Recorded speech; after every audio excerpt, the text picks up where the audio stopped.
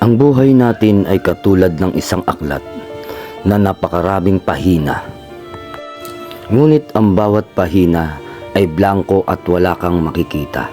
Dahil ikaw mismo ang susulat at uukit ng sarili mong kasaysayan.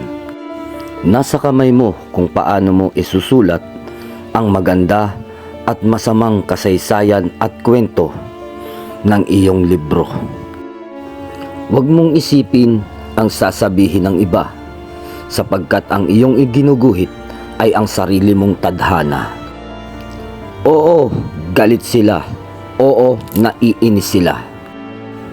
Subalit meron ba silang magagawa kung ngayon ay nagtagumpay ka?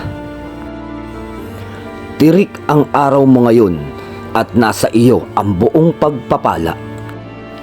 Nasa iyo ang basbas ng ating Ama, kung kaya wala silang magagawa. Usigin ka man at hatulan ka man ng kanilang masamang dila.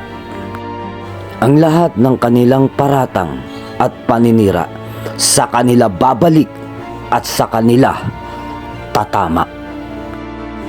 Huwag na huwag kang magulimihanan. Sige, kumilos ka. Sige, magtagumpay ka.